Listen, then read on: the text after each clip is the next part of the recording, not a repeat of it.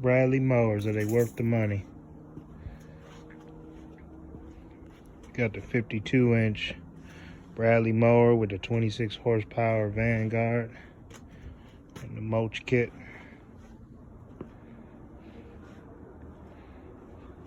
Just wanted to do a quick review here. If you want a more in-depth review, check out Nick with One Love Lawn Care, or Vic with Quick Cuts. They got longer, detailed videos. I'm just doing a quick one right quick. Now, we've had this for a couple of months, and I've only put on 50 hours on it within about a 2-month span, which isn't much for us.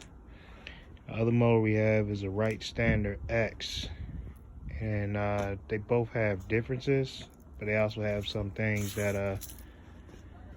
that make them almost the same. First things first, the main problem I've had is there's little pins down here for the parking brake, like little down there. If you look all the way in there, they've came out twice on me, one on this side and one on the other side. Both were simple fixes, and because it was under warranty, reached out to Bradley, took tech support no time to ship that out to me, and it was a quick fix, so I can't even complain off of that. Things will happen. Other problem we had was because these are actually inflated, these tires in the front, one of them kept losing air. Reached out to Bradley once again, and they sent that out to us in no time flat. Now it's a little wet because I just did a quick wash on it, but other than that, I would say that this mower, it seems to go out a little bit wider than our right mower, making it a lot easier for us to do steeper hills, to the point where we've kept a 60-inch X mark walk behind all these years for all our hillsides on our estates, and this mower literally has replaced it on every one of those properties. And having that platform go up in the back too has simplified it. And you got your little latch right here, and that brings it down. It also adds room on the trailer because of that. Now, as far as the Vanguard engine, I do have a couple complaints. The Kawasaki on our Right Standard, starts up every time once warmed up. It's great, but this bad boy, you pretty much got to choke it every time you go to fire it up. That's one con. Other con I would say is the gas tank. It's a 5-gallon gas tank, but this big engine, us going out and getting the biggest engine was so we could tackle a lot of these taller lawns, thicker lawns.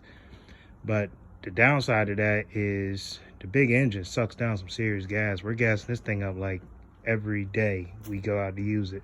The Right Standard, we're probably only gassing it up, even though it is a 6-gallon tank. That 24 horsepower Cowie on the right, it does a lot better on gas. We're only gassing that up maybe twice a week, whereas this one's every day we take it out. One thing that Nick from One Love had actually mentioned, which I noticed to be quite an issue, is all these sections all under the deck and everything. When you're washing it, they all hold water. So you almost have to jack up the front of the mower while you're washing it so the water can actually flow out instead of just staying here and leaving a pocket.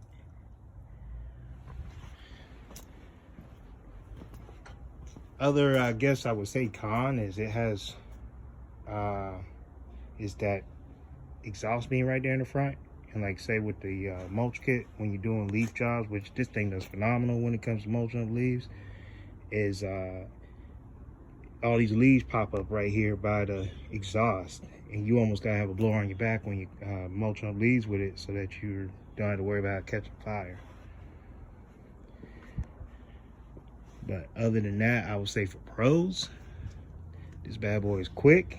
It does the hillsides well, holds them quite well. Maintenance hasn't been terrible on it.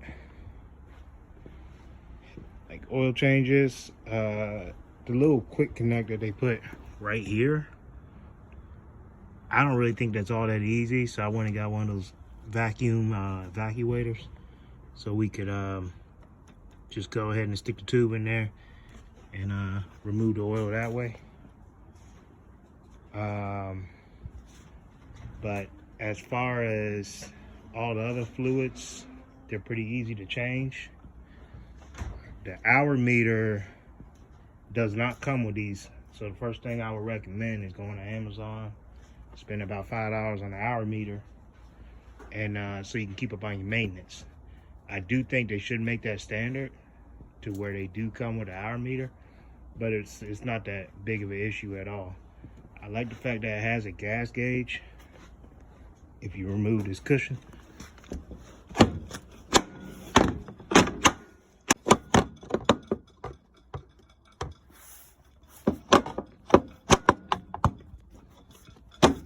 we go. It's a little messy in here, but you got a gas gauge there. That's another thing I'll put on the cons, is where they got this located, but I think what they try to do is balance it out really well. But because of where this is, it is kind of pain tussling with this mat just to remove it and gas it up.